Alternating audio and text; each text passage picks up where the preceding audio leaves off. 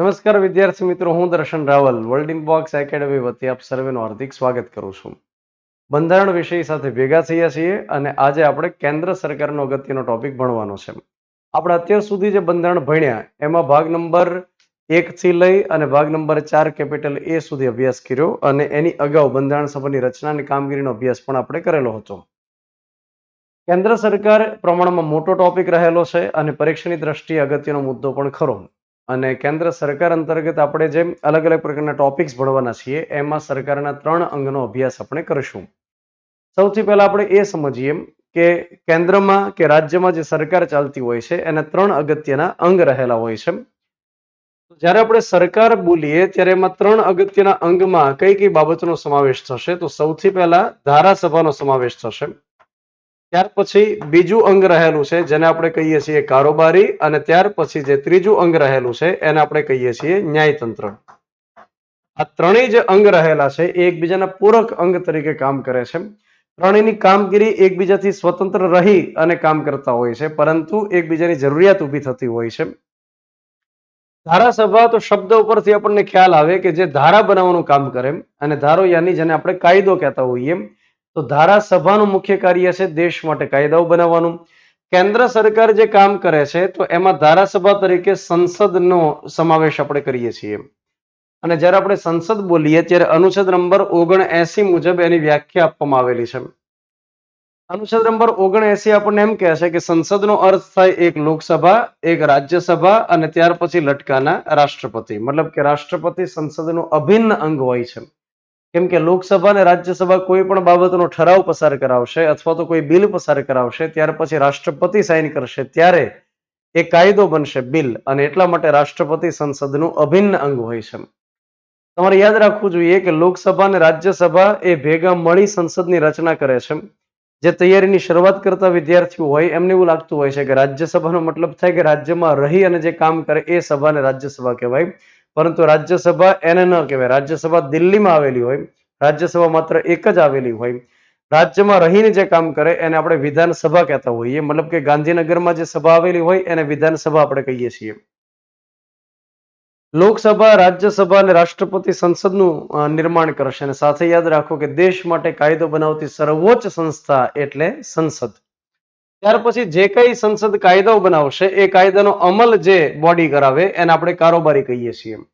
કેમ કે સંસદ કોઈ કાયદો બનાવી દે, મોટર વ્હીકલ એક્ટ કે વાહન અધિનિયમ જેને આપણે ગુજરાતીમાં કહીએ છીએ, કે કઈ કઈ રીતે વાહન ચલાવવામાં આવે તો એને ગુનો ગણવામાં આવે એના માટે મોટર વ્હીકલ એક્ટ દેશની અંદર લાગુ કરવામાં આવેલો છે. 1988માં એ કાયદો લઈ આવ્યા અને ત્યાર પછી આગળ જતા વર્ષ 2019માં એમાં ઘણા બધા સુધારા વધારા કર્યા. 3 સવારી જો ચલાવવામાં આવે 2 વ્હીલ તો એના માટે ગુનો રજીસ્ટર્ડ થશે. ત્યાર પછી જરૂરી ડોક્યુમેન્ટ વગર ગાડી ચલાવવામાં આવશે તો પણ ગુનો રજીસ્ટર્ડ થશે. તો એક વખત કાયદો બનાવી નાખશે, અને કાયદો કોણ બનાવશે? સંસદ બનાવશે. અને એક વખત સંસદના સભ્યો કાયદો બનાવે ત્યાર પછી અમલ જે સંસ્થા કરાવે અથવા જે બોડી કરાવે, જે અંગ કરાવે એને આપણે કારોબારી તરીકે ઓળખીએ છીએ. કારોબારીની અંદર અમલ એકદમ પાયાના જે કર્મચારી હોય ને એ કરાવડાવે. મતલબ કે ટ્રાફિક પોલીસમાં જે હોય એ એનો અમલ કરાવડાવશે. ત્યાર પછી રિપોર્ટિંગ કરશે ઉપલા અધિકારીને, ઉપલા અધિકારી એની કરતા ઉપરના અધિકારીને. ત્યાર પછી ગૃહ મંત્રાલયમાં જે સચિવ હોય એને રિપોર્ટિંગ થાય. ગૃહ વિભાગના સચિવ જે હોય ગૃહ મંત્રીની રિપોર્ટિંગ કરે, ગૃહમંત્રી વડાપ્રધાનને રિપોર્ટિંગ કરે, વડાપ્રધાન રાષ્ટ્રપતિને રિપોર્ટિંગ કરે. તો કારોબારી માટેની આખી એક સાયકલ ચાલતી હોય છે. એ જ રીતે હજી એક હું તમને ઉદાહરણ આપું. માની લો કે ધારાસભા એટલે કે સંસદ કેન્દ્રની અંદર જે કામ કરે છે એ સંસદ ડિસાઈડ કરી લે કે દરેક વ્યક્તિને 2 વેક્સિનના ડોઝ આપણે દેશું કોરોના માટે લડવા માટે. તો એક વખત સંસદની અંદર આ અંગે ચર્ચા થઈ જાય કે દરેક નાગરિકને 2 વેક્સિનના ડોઝ મળશે. અચ્છા, એ ડોઝ આપશે કોણ? એ સંસદના સભ્યો તો નહીં આપે. લોકસભા કે રાજ્યસભાના સભ્યો તો એ ડોઝ દેવા માટે નહીં જાય. એ ડોઝ કોણ આપશે? તો કે હેલ્થ વિભાગની અંદર જે પાયાના કર્મચારી હોય, જે નર્સ મેડમ હોય એ ડોઝ આપશે પકડીને. અચ્છા, ડોઝ આપ્યા પછીનો રિપોર્ટ એના ઉપલા અધિકારીને આપશે કે કેટલા ડોઝ આપ્યા, કેટલા વેસ્ટ થઈ ગયા, ફલાણું ઠીકડું વગેરે એક આખો રિપોર્ટ તૈયાર કરીને આપશે. એ હેલ્થ વિભાગના જે અધિકારી હોય એ ઉપલા સચિવને રિપોર્ટિંગ કરશે. સચિવ જે હશે એ હેલ્થ વિભાગના જે મંત્રી હોય એને રિપોર્ટિંગ કરશે, અને હેલ્થ વિભાગના મંત્રી વડાપ્રધાનને રિપોર્ટિંગ કરે, વડાપ્રધાન જે હશે રાષ્ટ્રપતિને રિપોર્ટિંગ કરશે. તો આખી કારોબારીની સાયકલ કામ કરતી હોય છે. મતલબ કારોબારીની જે સાયકલ હોય છે એ ઉપર ટોચની અંદર કોણ હશે? રાષ્ટ્રપતિ હશે. એની અવેજીમાં કોણ કામ કરશે? વાઇસ પ્રેસિડેન્ટ કામ કરશે. વાસ્તવિક રીતે દેશની અંદર સંચાલન કોણ કરશે? વડાપ્રધાન કરશે. વડાપ્રધાનને મદદ કોણ કરશે? તો કે મંત્રીઓ મદદ કરશે. તો આટલા જે પદાધિકારી મેં લખ્યા એ કારોબારીનું એક અંગ ગણવામાં આવે અને સાથોસાથ એટર્ની જનરલ જે કાયદાના અધિકારી તરીકે આપણે ઓળખીએ છીએ એ એટર્ની જનરલનો પણ કારોબારીના અંગ તરીકે સમાવેશ થશે. અહીંયા આગળ ખાસ યાદ રાખો કે જે મંત્રીઓ હોય છે એની નીચે સચિવો કામ કરે છે. દરેક મંત્રીની નીચે સચિવાલય આવેલું હોય છે, પરંતુ સચિવથી લઈ અને જે પાયાના કર્મચારી હોય એને અહીંયા બંધારણની અંદર કારોબારીમાં સમાવેશ કર્યો નથી. વાસ્તવિક રીતે એનો સમાવેશ થાય છે, પરંતુ જ્યારે આપણે એમ બોલીએ કેન્દ્રીય કારોબારી તો તમારે એટલું યાદ રાખવાનું કે કેન્દ્રીય કારોબારીમાં રાષ્ટ્રપતિ, ઉપરાષ્ટ્રપતિ, વડાપ્રધાન, મંત્રીઓ, એટર્ની જનરલનો સમાવેશ કરવામાં આવે છે. ધારાસભા જે કાયદો બનાવશે, કારોબારી જે અમલ કરાવડાવશે અને એ સમય દરમિયાન માનો કે કોઈ ડિસ્પ્યુટ થાય છે તો એ સમયે એ વાદ અને વિવાદનો ઉકેલ કોણ લઈ આવશે? ન્યાયતંત્ર લઈ આવશે. અને ન્યાયતંત્રમાં આપણે કેન્દ્રમાં જેનો અભ્યાસ કરીશું એ સંસ્થા રહેશે સુપ્રીમ કોર્ટ. ત્યાર પછી જ્યારે ભાગ નંબર 6 ભણશું ત્યારે રાજ્ય અંતર્ગત જે હાઈકોર્ટ આવેલી હોય અને એની નીચે જે તાબાની અદાલત કામ કરતી હોય છે એનો સમાવેશ કરશું. પરંતુ આ જે કેન્દ્ર સરકારના મુખ્ય 3 અંગ રહેલા છે એનો અભ્યાસ હવે આપણે સ્ટાર્ટ કરવાનો છે. જેમાં સૌથી પહેલા આપણે જેનો અભ્યાસ શરૂ કરશું એ અંગ રહેલું છે કારોબારી. અને કારોબારી અંતર્ગત આપણે સૌથી પહેલા જેનો અભ્યાસ કરશું એ છે રાષ્ટ્રપતિ. રાષ્ટ્રપતિનો અભ્યાસ આપણે સ્ટાર્ટ કરીએ. આપણે સૌ જાણીએ છીએ કે ભારતીય બંધારણ અંતર્ગત અનુચ્છેદ નંબર 52 માં રાષ્ટ્રપતિનું પદ લખવામાં આવેલું છે. આ રાષ્ટ્રપતિ કે જે બંધારણીય વડા છે, આ રાષ્ટ્રપતિ કે જે દેશના પ્રથમ નાગરિક છે, રાષ્ટ્રપતિ જેને આપણે મહામહિમ તરીકે ઓળખીએ છીએ, અત્યારે હાલમાં 15મા રાષ્ટ્રપતિ તરીકે દ્રૌપદી મુર્મુ કામ કરે છે. સૌથી પહેલા રાષ્ટ્રપતિ તરીકે હતા ડોક્ટર રાજેન્દ્ર પ્રસાદ. ડોક્ટર રાજેન્દ્ર પ્રસાદ 1950માં કામચલાઉ રાષ્ટ્રપતિ બન્યા અને ત્યાર પછી 1952માં રાષ્ટ્રપતિની પહેલી વખત ચૂંટણી કરવામાં આવી. 1952માં ડોક્ટર રાજેન્દ્ર પ્રસાદ દેશના પ્રથમ રાષ્ટ્રપતિ તરીકે ચૂંટાઈ આવે છે. 1950 થી 52 સુધી કામચલાઉ રાષ્ટ્રપતિ તરીકે કામ કર્યું, કેમ કે 1952 સુધી રાષ્ટ્રપતિની દેશમાં ચૂંટણી થઈ શકે એ પોસિબિલિટી નહોતી. તો રાષ્ટ્રપતિ તરીકે 1952માં ચૂંટાઈ આવ્યા 1957 સુધી, 1957 થી ફરીવાર બીજી વાર ચૂંટાઈ આવ્યા તો 1962 સુધી. તો દેશમાં સૌથી પહેલા અને સૌથી લાંબા સમય માટે ડોક્ટર રાજેન્દ્ર પ્રસાદે રાષ્ટ્રપતિ તરીકે કામ કર્યું. અત્યારે હાલમાં 15મા રાષ્ટ્રપતિ તરીકે દ્રૌપદી મુર્મુ કામ કરે છે. દ્રૌપદી મુર્મુ મૂળ રીતે ઝારખંડના સાંથાલ આદિવાસી સમુદાયને બિલોંગ કરે છે.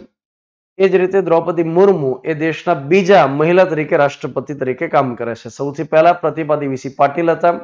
સૌથી યુવાન વયના રાષ્ટ્રપતિ રહેલા છે. આની પહેલા સૌથી યુવાન વયના હતા નીલમ સંજીવ રેડ્ડી, પણ એનો રેકોર્ડ તોડી નાખ્યો છે.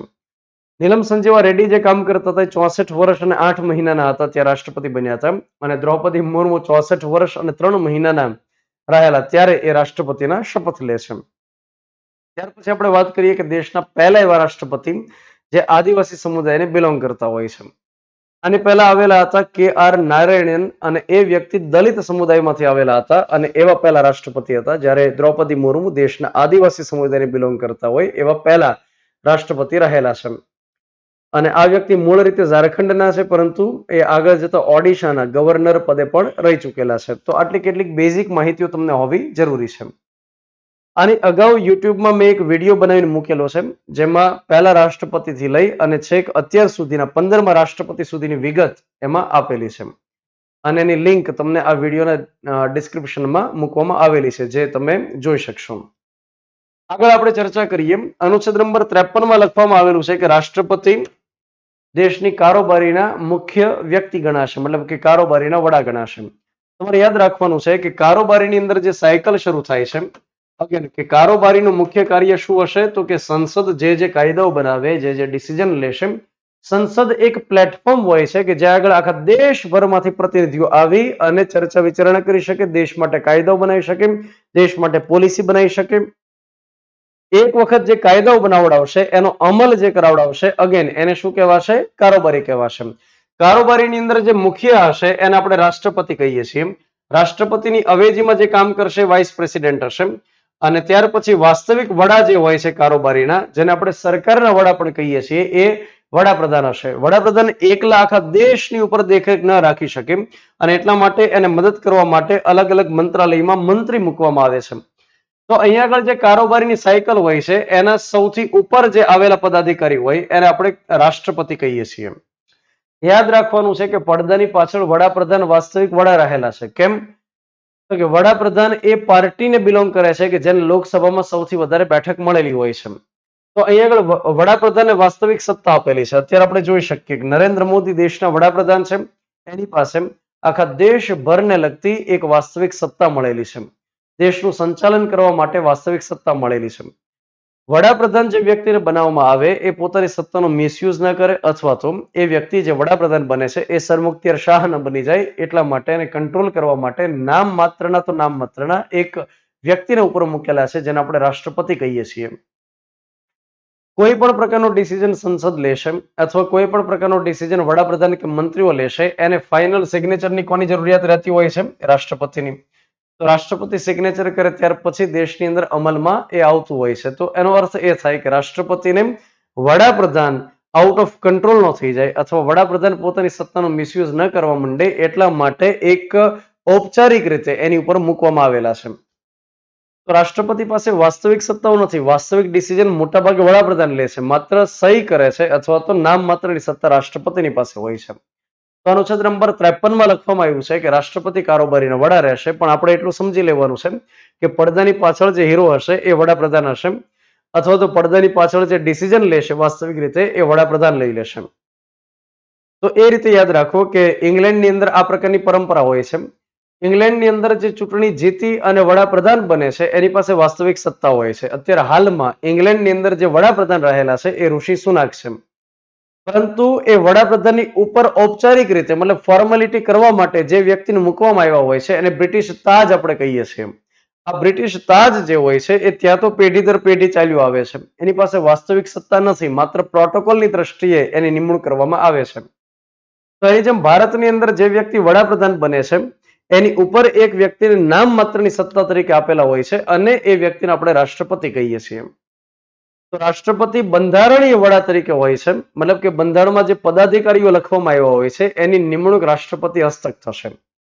જે પ્રકારે બિલ બનાવવાની આખી પ્રક્રિયા છે જ્યારે આપણે ભણશું ત્યારે આપણે સમજશું કે અંતે સિગ્નેચર જોશે રાષ્ટ્રપતિની. તો રાષ્ટ્રપતિ નામ માત્રના વડા હોય છે. અનુચ્છેદ નંબર 53 અંતર્ગત લખવામાં આવેલું છે. ત્યાર પછી જે રાષ્ટ્રપતિ બનશે એ સૈન્યની ત્રણેય પાંખના વડા કહેવાશે, સેનાધ્યક્ષ કહેવાશે. મતલબ કે આર્મી હોય, નેવી હોય કે એરફોર્સ હોય, એમાં જે મુખ્ય વ્યક્તિ હોય એની નિમણૂક કોના હસ્તક થશે? રાષ્ટ્રપતિ હસ્તક થશે. નો ડાઉટ કયા વ્યક્તિની નિમણૂક કરવાની છે એ વડાપ્રધાન ભલામણ કરશે.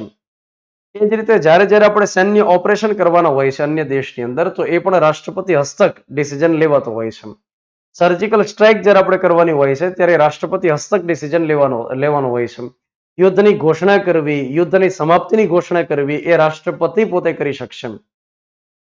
તો જ્યારે હું બોલું કે રાષ્ટ્રપતિ હસ્તક થશે તો તમારે એટલું યાદ રાખવાનું કે વડાપ્રધાનની ભલામણને આધીન એ થશે. વડાપ્રધાન ત્યાં પડદાની પાછળ ડિસિઝન લેશે. તો તમે એટલું યાદ રાખો કે સેનાધ્યક્ષ કોણ કહેવાશે? એ રાષ્ટ્રપતિ કહેવાશે. તમે જીકે માટે એટલું યાદ રાખી લો. અત્યારે હાલની અંદર જે અલગ અલગ પદાધિકારી રહેલા છે, ચીફ ઓફ ડિફેન્સ સ્ટાફ તરીકે જનરલ અનિલ ચૌહાણ રહેલા છે. CDS ની ભૂમિકા અત્યારે હાલમાં શરૂ થયેલી છે અને આની પહેલા જે પહેલા CDS હતા એ બિપિન રાવત હતા, જેનું પ્લેન ક્રેશ થયેલું અને એ અકસ્માતમાં એમનું નિધન થયેલું. તો દેશના પહેલા જે CDS હતા, ચીફ ઓફ ડિફેન્સ સ્ટાફ હતા, એ બિપિન રાવત હતા અને અત્યારે હાલમાં અનિલ ચૌહાણ રહેલા છે. એ જ રીતે આર્મીની અંદર જે મુખ્ય વ્યક્તિ રહેલા છે એ જનરલ મનોજ પાંડે રહેલા છે. ત્યાર પછી જે નેવી આપણે કહેતા હોઈએ, તો નેવીની અંદર જે ચીફ રહેલા છે એ એડમિરલ રાધાકૃષ્ણ હરિકુમાર રહેલા છે અને એ જ રીતે હવાઈ દળની અંદર જે મુખ્ય વ્યક્તિ રહેલા છે એ air chief marshal Vivekram Chaudhary રહેલા છે. તો જીકેના પોઈન્ટ ઓફ વ્યૂથી આપણને યાદ હોવું જરૂરી છે. એ જ રીતે તમે યાદ રાખો કે જ્યારે તુર્કીની અંદર ભૂકંપ આવેલો હતો તો એ સમયે ભારતે ત્યાં આગળ બચાવ કામગીરીમાં મદદ કરવા માટે થઈ ઓપરેશન દોસ્ત કરેલું હતું. જ્યારે યુક્રેનની અંદર રશિયાએ હુમલો કર્યો અને ભારતીય વ્યક્તિઓ ત્યાં ફસાયેલા હતા, એમને સહી સલામત બહાર કાઢવા માટે, ભારત પરત લાવવા માટે જે ઓપરેશન કરેલું હતું એનું નામ હતું ઓપરેશન ગંગા. એ જ રીતે અફઘાનિસ્તાનની અંદર જ્યારે તાલિબાનોએ ત્યાં આગળ કબજો જમાવ્યો અને ગેરકાયદેસર રીતે સત્તાને પોતાના હાથમાં લઈ લીધી, એ સમયે ભારતીય વ્યક્તિઓને ત્યાંથી સહી સલામત રીતે બહાર કાઢવા માટે અને ભારત પરત લાવવા માટે ઓપરેશન દેવી શક્તિ કરેલું હતું. એ જ રીતે મ્યાનમારની અંદર રાહત કામગીરી જે કરવામાં આવી, તો એક વાવાઝોડું આવેલું હતું ત્યાં આગળ મ્યાનમારમાં અને મોચા નામનું વાવાઝોડું હતું. તો એ સમયે ત્યાં આગળ મદદ કરવા માટે ઓપરેશન કરુણા કરેલું હતું. તો જ્યારે આ પ્રકારના ઓપરેશન્સ કરવામાં આવશે, જેમાં સેનાના સુરક્ષા દળના કર્મચારીઓને જોડવામાં આવશે, તો એ સમયે રાષ્ટ્રપતિ હસ્તક એ ડિસિઝન લેવામાં આવતો હોય છે. તો અનુચ્છેદ નંબર 52 રાષ્ટ્રપતિનું પદ રહેલું છે. 53 મુજબ કારોબારીના વડા કહેવાશે. 54 લખવામાં આવ્યું છે કે રાષ્ટ્રપતિની જ્યારે ચૂંટણી કરવામાં આવશે ત્યારે એમાં મતદાર મંડળમાં કોનો સમાવેશ થશે. આપણે યાદ રાખીએ કે રાષ્ટ્રપતિની ચૂંટણી પ્રત્યક્ષ રીતે થતી નથી. એનો મતલબ એ થાય કે પુખ્ત વય મતાધિકારના ધોરણે માણસો વોટ દેવા માટે જતા નથી, ઈવીએમ નો ઉપયોગ કરતા નથી. રાષ્ટ્રપતિની ચૂંટણી જે થાય છે એ પરોક્ષ રીતે કરવામાં આવે છે. એનો મતલબ થાય કે આપણા દ્વારા ચૂંટાયેલા જે પ્રતિનિધિઓ હોય એ એમાં ભાગ લે છે. અનુચ્છેદ નંબર 54 આપણે ખાસ યાદ રાખવાનું છે કે જેમાં મતદાર મંડળનો સમાવેશ થાય છે. અને મતદાર મંડળનો મતલબ થાય રાષ્ટ્રપતિની ચૂંટણીમાં જે વ્યક્તિ વોટ દેવા માટે જાય એનાથી બનેલું મંડળ, એને આપણે કહેશું મતદાર મંડળ. જેમાં સંસદના બંને ગૃહના ચૂંટાયેલા સભ્યોનો સમાવેશ થશે. એનો મતલબ એ થાય કે લોકસભાની અંદર ચૂંટાયેલા સભ્યો અત્યારે દેશભરમાંથી 543 હોય છે. અને આપણે યાદ રાખીએ કે રાજ્યસભાની અંદર અત્યારે હાલની અંદર આખા દેશભરમાંથી 245 સભ્યો હોય છે. લોકસભામાં આખા દેશભરમાંથી ચૂંટાઈને જે આવેલા હોય છે એની સંખ્યા 543 અને રાજ્યસભાની અંદર અત્યારે બેસતા હોય છે એવા સભ્યની સંખ્યા 245 હોય છે. જેમાંથી 233 આખા દેશભરમાંથી પરોક્ષ રીતે ચૂંટાયેલા હોય, જ્યારે 12 સભ્યોની નિમણૂક રાષ્ટ્રપતિ દ્વારા કરવામાં આવતી હોય છે. રાષ્ટ્રપતિ દ્વારા 12 સભ્યની નિમણૂક જે રાજ્યસભામાં કરવામાં આવે એ અલગ અલગ આપણે જેવા નિપુણ વ્યક્તિ હોય છે, કલા, સાહિત્ય, વિજ્ઞાન, સમાજ સેવા, શિક્ષણ, આ બધા ફિલ્ડમાંથી લેવામાં આવે. આપણે આગળ જતા જ્યારે સંસદનો અભ્યાસ કરશું ત્યારે વાત કરશું કે આયર્લેન્ડમાંથી પ્રેરણા લીધી અને આ રીતે 12 વ્યક્તિઓની રાજ્યસભામાં નિમણૂક કરી શકાય આ પ્રકારની જોગવાઈ લેવામાં આવી. તો 543 પ્રત્યક્ષ રીતે ચૂંટાયેલા, રાજ્યસભામાં 233 પરોક્ષ રીતે ચૂંટાયેલા. પરોક્ષ રીતે તો પરોક્ષ રીતે ચૂંટાયેલા તો ગણાય, જે નિમાયેલા હોય, જેની નિમણૂક કરવામાં આવી હોય એને કાઉન્ટ નહીં કરવાના. તો એનો મતલબ એ થાય કે રાષ્ટ્રપતિની ચૂંટણીમાં જે નિમાયેલા વ્યક્તિ હોય છે ભાગ નથી લેતા, માત્ર જે ચૂંટાયેલા વ્યક્તિ હોય છે એ જ ભાગ લે છે. તો એનો મતલબ એ થાય કે 543 લોકસભાના, રાજ્યસભાના 233, એટલે 776 વ્યક્તિ એવા હોય છે સાંસદ સભ્યો કે જે રાષ્ટ્રપતિમાં ભાગ લેવા માટે જાય છે. અને એ જ રીતે આખા દેશભરની અંદર જેટલી વિધાનસભા આવેલી હોય છે, દરેક રાજ્યની અંદર જે કાયદો બનાવતી સંસ્થા હોય એને આપણે શું કહીએ? વિધાનસભા કહીએ. જેમ કે ગાંધીનગરમાં જે વિધાનસભા આવેલી છે એનું નામ છે વિઠ્ઠલભાઈ પટેલ ભવન બિલ્ડિંગ અને એમાં 182 મહાનુભાવ કામ કરે છે. મતલબ કે આખા ગુજરાતભર માટે કાયદો બનાવતી જે સંસ્થા વિધાનસભા છે, વિધાનસભાની અંદર 182 ધારાસભ્ય કામ કરે છે. યાદ રાખો કે વિધાનસભામાં જે મેમ્બર હોય એને બીજા શબ્દમાં આપણે ધારાસભ્ય કહીએ છીએ. જે સંસદમાં મેમ્બર હોય એને સાંસદ સભ્ય કહીએ છીએ.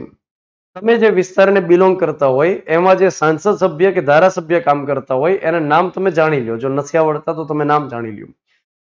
તો યાદ રાખો કે આખા દેશભરની અંદર જેટલા રાજ્ય આવેલા હોય 28 રાજ્ય, એમાં જે વિધાનસભા કામ કરતી હોય એના જેટલા ચૂંટાયેલા સભ્યો હોય એ રાષ્ટ્રપતિની ચૂંટણીમાં ભાગ લે છે.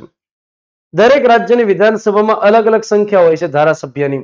જેમ કે ગુજરાતમાં 182, રાજસ્થાનમાં 200 હોય છે, મહારાષ્ટ્રમાં 288 હોય છે, બિહારમાં 243 હોય છે, ઉત્તર પ્રદેશમાં 403 હોય છે, હિમાચલ પ્રદેશમાં 68 હોય છે, કર્ણાટકની અંદર 224 જેવા હોય છે, પંજાબમાં 117 હોય છે, હરિયાણામાં 90 જેટલી સીટ આવેલી હોય છે. તો દરેક રાજ્યની અંદર ધારાસભ્યની સંખ્યા અલગ અલગ હોય છે અને એ બધા જ ધારાસભ્ય રાષ્ટ્રપતિની ચૂંટણીમાં ભાગ લે છે. ત્યાર પછી તમે યાદ રાખો કે ટોટલ જે 8 કેન્દ્ર શાસિત પ્રદેશ આવેલા છે એ 8 કેન્દ્ર શાસિત પ્રદેશમાંથી 2 એવા કેન્દ્ર શાસિત પ્રદેશ રહેલા છે જેને વિધાનસભા આપવામાં આવેલી છે. તો અલગ અલગ જે કેન્દ્ર શાસિત પ્રદેશ હોય જેમાં જમ્મુ કાશ્મીર હોય, લદ્દાખ હોય, ચંદીગઢ હોય, દિલ્હી હોય, પુડુચેરી હોય, આંદોમાન નિકોબાર હોય, લક્ષદ્વીપ હોય, દીવ દમણ દાદરા નગર હવેલી હોય, તો આ જેટલા પણ કેન્દ્ર શાસિત પ્રદેશ આવેલા છે 8 જેટલા, એમાંથી માત્ર 2 જ કેન્દ્ર શાસિત એવા છે કે જેને વિધાનસભા આપવામાં આવેલી છે. એક રહેલું છે દિલ્હી અને બીજું કેન્દ્ર શાસિત પ્રદેશ રહેલું છે પુડુચેરી. તમારામાંથી ઘણાને ખ્યાલ હશે કે દિલ્હીમાં ધારાસભ્યની સંખ્યા 70 છે, પુડુચેરીમાં ધારાસભ્યની સંખ્યા 30 જેટલી છે. દિલ્હી અને પુડુચેરીને જે વિધાનસભા આવેલી છે અને એના જે ધારાસભ્ય છે એ પણ રાષ્ટ્રપતિ ચૂંટણીમાં ભાગ લઈ શકે છે. અને એ ભાગ લઈ શકે એના માટે થઈ એક બંધારણીય સુધારો કરેલો છે, 70 નંબરનો બંધારણીય સુધારો, અને એ કરવામાં આવ્યો છે વર્ષ 1992માં.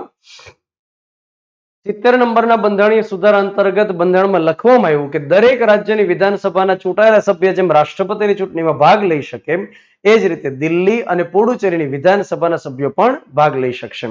તો આપણે એટલું યાદ રાખવાનું કે આ પ્રકારની વિગતો અનુચ્છેદ નંબર 54 અંતર્ગત આપવામાં આવી છે, મતદાર મંડળમાં આપવામાં આવેલી છે.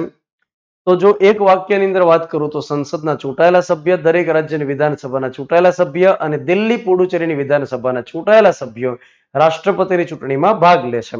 રાષ્ટ્રપતિની ચૂંટણી પરોક્ષ પદ્ધતિ દ્વારા થાય છે, આપણે ભાગ લઈ શકતા નથી. ત્યાર પછી આપણે એ ચર્ચા કરીએ કે રાષ્ટ્રપતિની ચૂંટણીમાં કોણ કોણ ભાગ લે એ તો આપણે સમજ્યા, પણ રાષ્ટ્રપતિ બનવા માટે જે વ્યક્તિ ઉમેદવારી કરવાની હોય છે એની પાસે લાયકાત કેવી હોવી જોઈએ. લાયકાત અંગેની જોગવાઈ અનુચ્છેદ નંબર 58 અંતર્ગત કરવામાં આવેલી છે, જેમાં લખવામાં આવ્યું છે કે જે તે વ્યક્તિ ભારતનો નાગરિક હોય એ રાષ્ટ્રપતિ માટે ઉમેદવારી કરી શકે.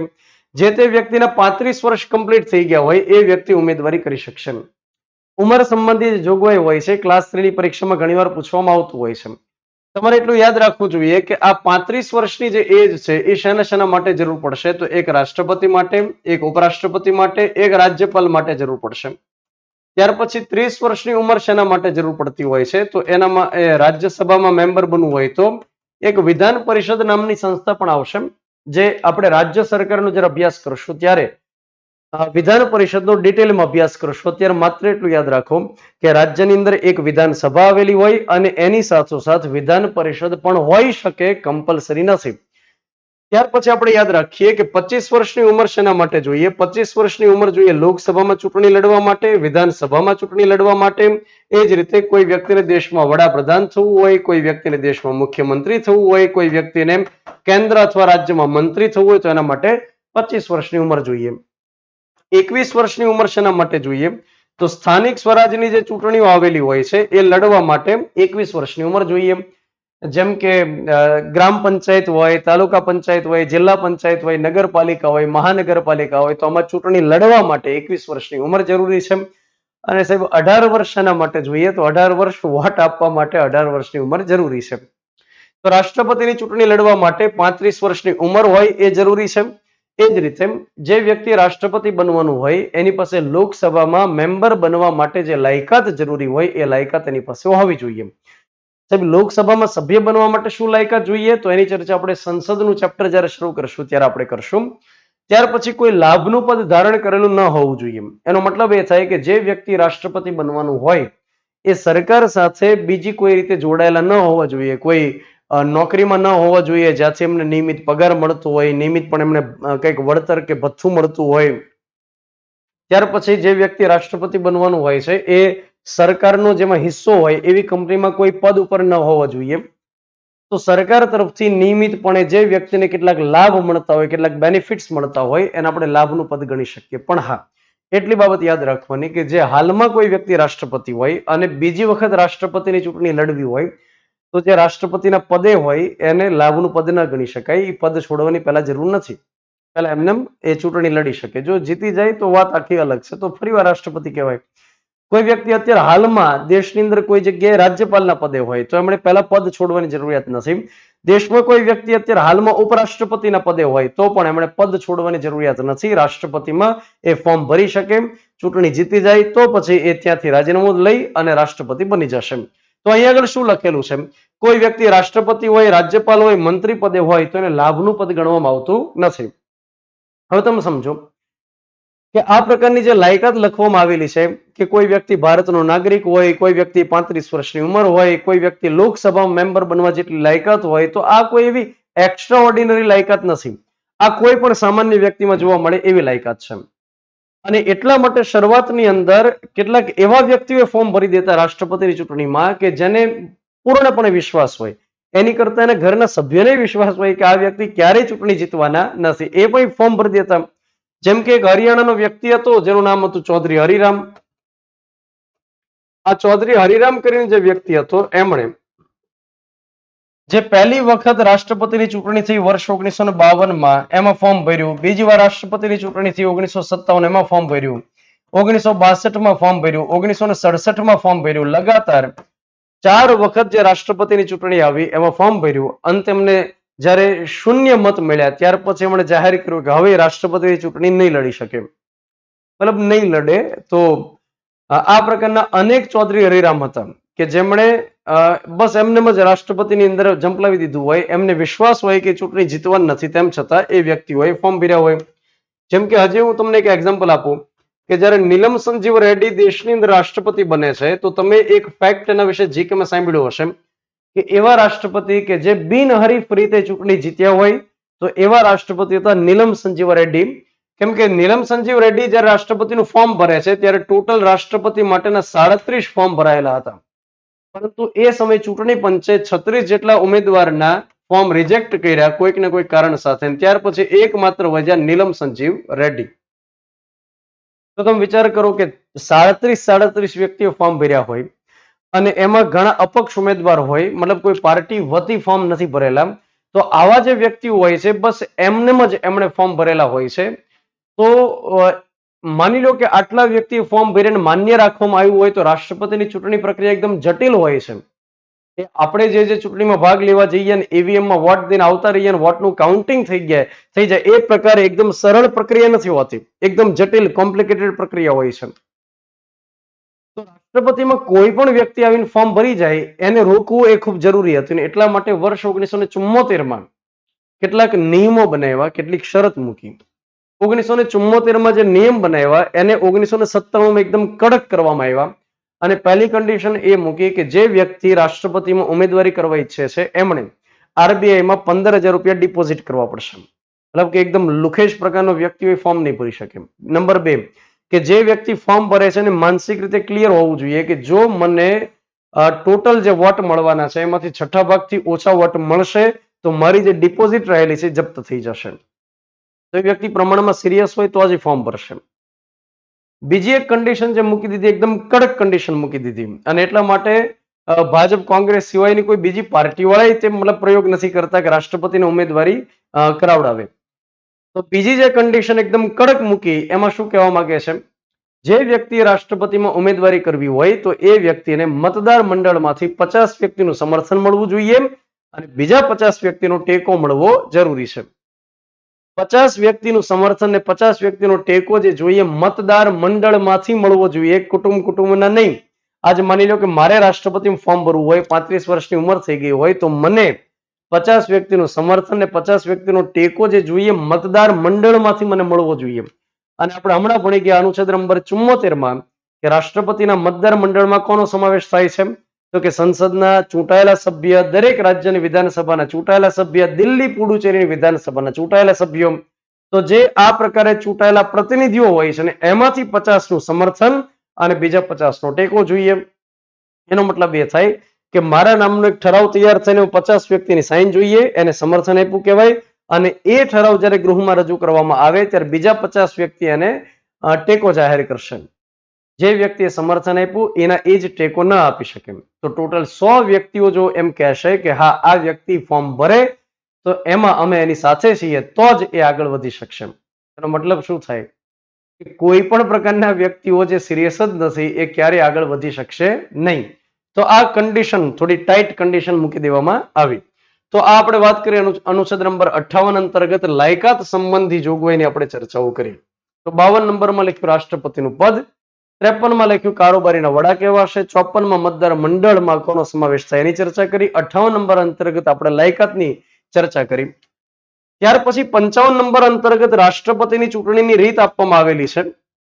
રાષ્ટ્રપતિની ચૂંટણીની રીત પરોક્ષ પદ્ધતિથી થાય છે અને રાષ્ટ્રપતિની ચૂંટણીની રીતનું નામ રહેલું હોય છે સપ્રમાણ પ્રતિનિધિત્વ અને એકલ સંક્રમણીય મત પદ્ધતિ એવું એનું નામ હોય છે.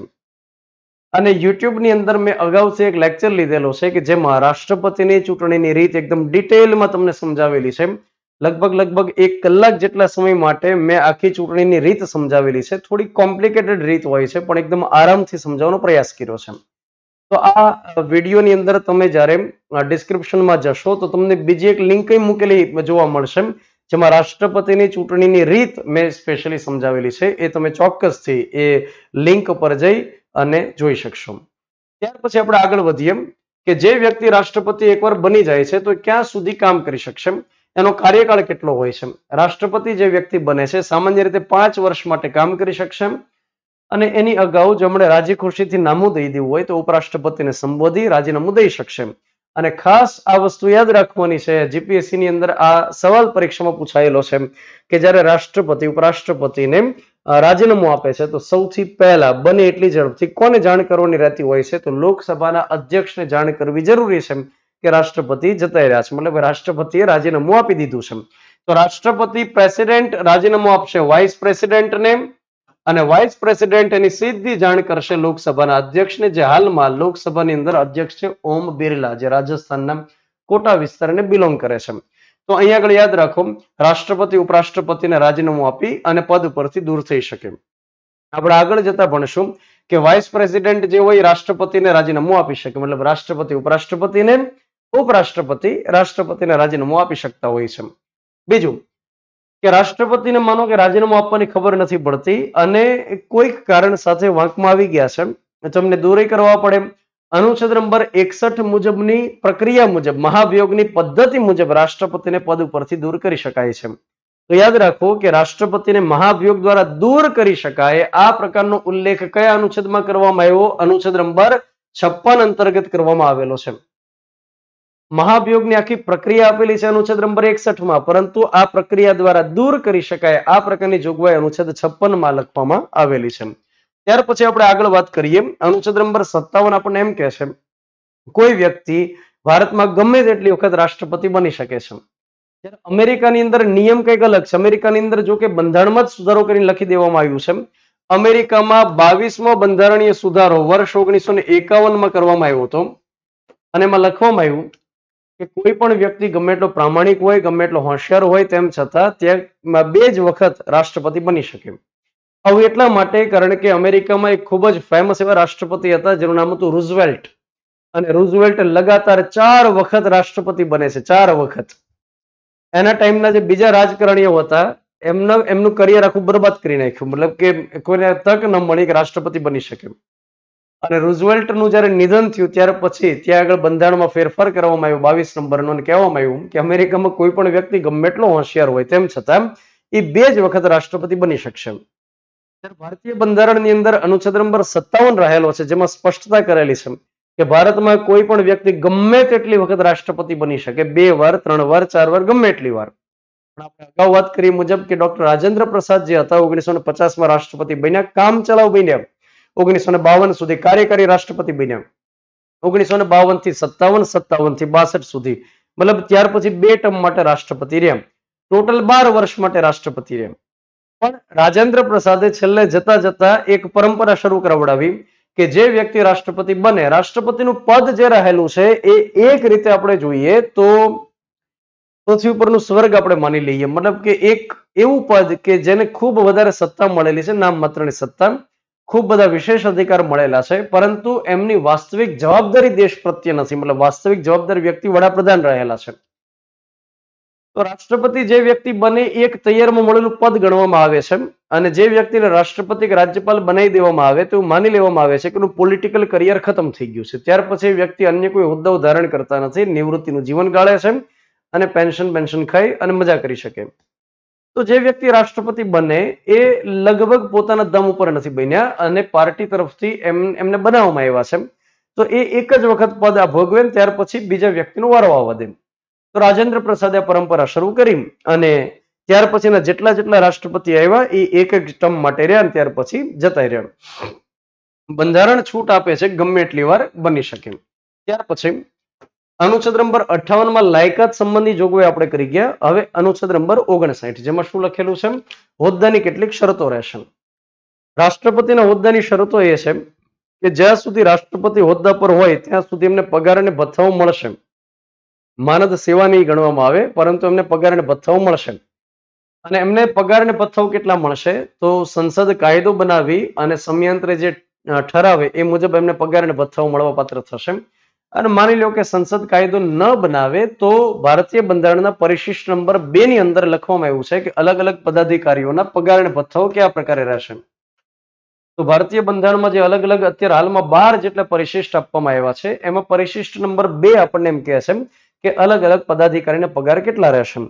તો સંસદ કાયદો બનાવીને ઠરાવી શકશે, અને માનો કે ન ઠરાવે તો આ પરિશિષ્ટમાં જે લખેલો હોય એ પગાર મળવાપાત્ર થશે. રાષ્ટ્રપતિને હાલમાં પગાર આપવામાં આવે છે 5 લાખ રૂપિયા પ્રતિ માસ. એક મહિનાનો 5 લાખ રૂપિયાનો પગાર એમને આપવામાં આવે છે. આ પ્રકારનો ફેરફાર છેલ્લે વર્ષ 2017માં કરવામાં આવ્યો.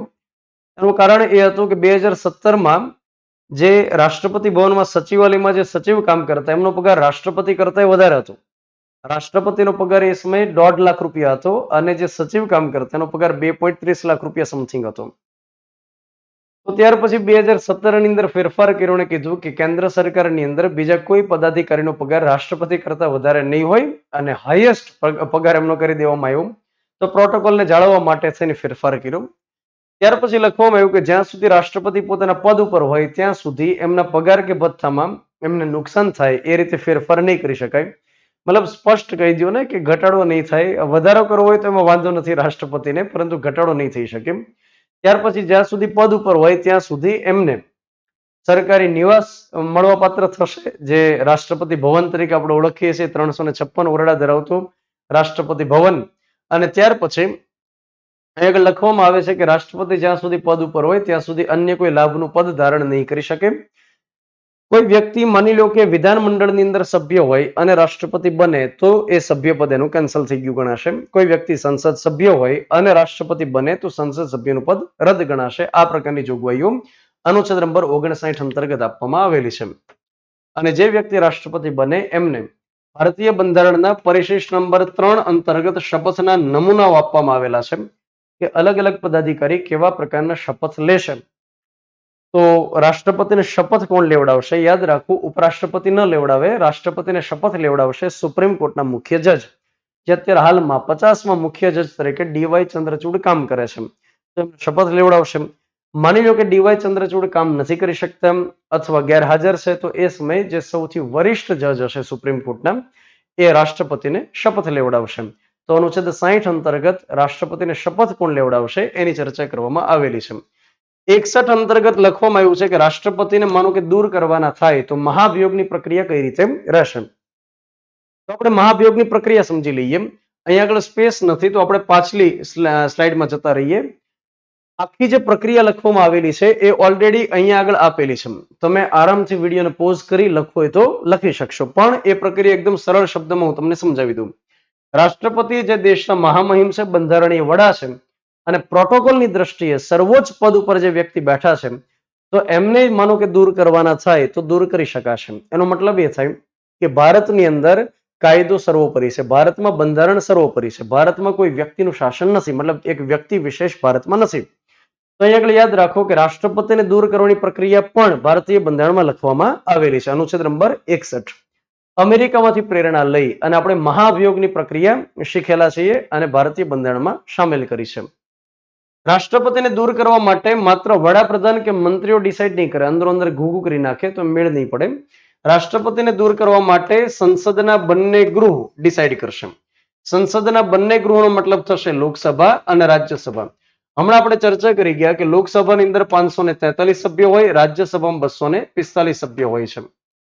લોકસભાના 543, આ 543 એટલા માટે કારણ કે એંગ્લો ઇન્ડિયનને હવેથી નિમણૂક આપવામાં નહીં આવે, આ પ્રકારે બંધારણમાં ડિસાઇડ કરી દેવામાં આવ્યું છે.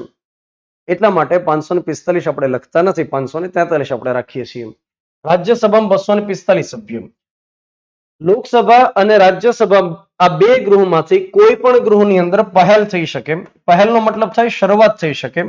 જે ગૃહમાં શરૂઆત કરવી હોય એ ગૃહમાં ઓછામાં ઓછા ચોથા ભાગના સભ્યો, એનો મતલબ થાય 25% સભ્યો પહેલા તો ઠરાવ લઈને આવશે. તો પહેલું સ્ટેપ એ છે કાં તો લોકસભામાં પ્રક્રિયા શરૂ થઈ શકે અથવા રાજ્યસભામાં થઈ શકે. બેમાંથી કોઈ પણ ગૃહમાં પ્રક્રિયા શરૂ થઈ શકે. જે ગૃહમાં પ્રક્રિયા શરૂ કરવી હોય ત્યાં એકલ દોકલ વ્યક્તિ માનો કે જાય અને એવું કહેશે કે અમને રાષ્ટ્રપતિને દૂર કરવામાં રસ છે, તો એ રાષ્ટ્રપતિની મજાક થઈ કહેવાય. ઓછામાં ઓછા ચોથા ભાગના સભ્ય અથવા તો 25% સભ્યો ઇન્ટરેસ્ટેડ હોવા જોઈએ. એનો મતલબ થાય કે રાષ્ટ્રપતિને દૂર કરવા માટે ચોથા ભાગના સભ્યો જો સમર્થન આપે, ઠરાવ રજૂ કરે, તો જ પ્રક્રિયા શરૂ થઈ શકે. તો માત્ર એકલ દોકલ વ્યક્તિથી પ્રક્રિયાનો દરવાજો ખુલતો નથી. તો અહીંયા આગળ આપણે માની લઈએ કે લોકસભાની અંદર ચોથા ભાગના સભ્યોએ સમર્થન આપ્યું, પ્રક્રિયાની શરૂઆત થઈ અને ચોથા ભાગના સભ્યો સમર્થન આપે ત્યાર પછી રાષ્ટ્રપતિને 14 દિવસની નોટિસ આપવામાં આવે. આ 14 દિવસ દરમિયાન જે અન્ય ગૃહ હોય ત્યાં આગળ તપાસ થઈ શકે. મતલબ જે ગૃહ પહેલ કરે છે એની સિવાયના ગૃહની અંદર તપાસ થઈ શકે. અને તપાસ માટે થઈ અને રાજ્યસભાની અંદર જે સભાપતિ હોય એ એક સમિતિની રચના કરી શકે. રાષ્ટ્રપતિને કયા આરોપ સાથે દૂર કરી શકાય, તો એની ચર્ચા ભારતીય બંધારણમાં કરવામાં નથી આવી. આ વિધાનવાળા સવાલ પૂછાય તો આપણે ખાસ યાદ રાખીએ કે રાષ્ટ્રપતિને કયા કારણ સાથે દૂર કરી શકાય, કારણોની કોઈ સ્પષ્ટતા નથી, પરંતુ એ મુજબના કારણો હોઈ શકે કે રાષ્ટ્રપતિનું ચારિત્ર્ય બરોબર નથી, રાષ્ટ્રપતિ બંધારણ અનુસાર ચાલતા નથી, રાષ્ટ્રપતિ કામ કરવામાં અસમર્થ છે અથવા તો સક્ષમ નથી. તો આવા કોઈ કારણ સાથે રાષ્ટ્રપતિને દૂર કરવાની પ્રક્રિયા શરૂ કરી શકાય. વોટેવર જે કોઈ આરોપ લગાડવામાં આવ્યો હોય એની ગૃહમાં તપાસ કરવામાં આવે. એ સમય દરમિયાન રાષ્ટ્રપતિ પોતાનો અભિપ્રાય રજૂ કરી શકે, પોતાનો બચાવ કરી શકે, પોતે જવાબ પણ દઈ શકે. અને ત્યાર પછી 14 દિવસના અંતે બંને ગૃહમાંથી યાદ રાખવાનું છે, કુલ સંખ્યાના 2/3 બહુમતી મળે. બંને ગૃહમાંથી કુલ સંખ્યાના 2/3 બહુમતી જો પ્રાપ્ત થાય તો રાષ્ટ્રપતિ વાજતે ગાજતે દૂર થઈ શકે છે. અત્યાર સુધીમાં એક પણ રાષ્ટ્રપતિને દૂર કરવામાં આવ્યા નથી, કેમ કે આ જે બહુમતી લેવામાં આવે છે એકદમ લોખંડ છાપ બહુમતી છે, લાકડા છાપ નથી, એકદમ ટાઈટ પ્રક્રિયા છે. કુલ સંખ્યાના 2/3 કોઈ પણ બાબત માટે સંસદમાં જે બહુમતી લેવામાં આવે એમાં સૌથી હાઈએસ્ટ મેજોરિટી હોય છે કુલ સંખ્યાના 2/3, જે રાષ્ટ્રપતિને દૂર કરવા માટે ઉપયોગમાં લેવાય છે. તો પ્રક્રિયા અગેન હું તમને ઝડપથી કહી દઉં. સૌથી પહેલી બાબત એ છે કે સંસદના 2માંથી કોઈ પણ ગૃહમાં પ્રક્રિયા શરૂ થઈ શકે. જે ગૃહમાં પ્રક્રિયા શરૂ કરવી હોય ત્યાં ઓછામાં ઓછા ચોથા ભાગના સભ્યો એટલે કે 25% સભ્યો સમર્થન આપશે. 14 દિવસની નોટિસ આવશે અને 14 દિવસ દરમિયાન રાષ્ટ્રપતિ ઉપર જે આરોપ લગાડવામાં આવ્યો હોય એની તપાસ થઈ શકે. અને 14 દિવસના અંતે બહુમતી બંને ગૃહમાંથી લેવાની. રાષ્ટ્રપતિને દૂર કરતો ઠરાવ કુલ સંખ્યાના 2/3 બહુમતીથી પસાર થાય તો રાષ્ટ્રપતિ દૂર થઈ શકે. ત્યાર પછી આપણે આગળ ચર્ચા એ કરીએ, રાષ્ટ્રપતિને આ મહાભિયોગની આખી પ્રક્રિયા આપણે લખેલી છે, તમે એને આરામથી તમે જે નોટબુક બનાવતા હશો એમાં લખી શકશો. અત્યાર સુધીમાં કોઈ રાષ્ટ્રપતિને દૂર કરવામાં આવ્યા નથી એ પણ આપણે યાદ રાખીએ. અને ત્યાર પછી અનુચ્છેદ નંબર 62, આ સેશનનો આપણે છેલ્લો અનુચ્છેદ ભણીએ. 62 નંબરમાં લખવામાં આવ્યું છે કે કોઈ કારણ સાથે રાષ્ટ્રપતિનું પદ માનો કે ખાલી પડે છે.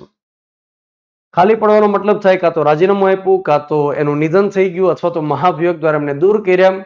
તો રાષ્ટ્રપતિનું પદ જ્યારે ખાલી થાય છે તો એ સમયે 6 મહિનામાં, આગામી 6 મહિનામાં કોઈ પણ રીતે રાષ્ટ્રપતિની ચૂંટણી કરાવવી ફરજિયાત છે.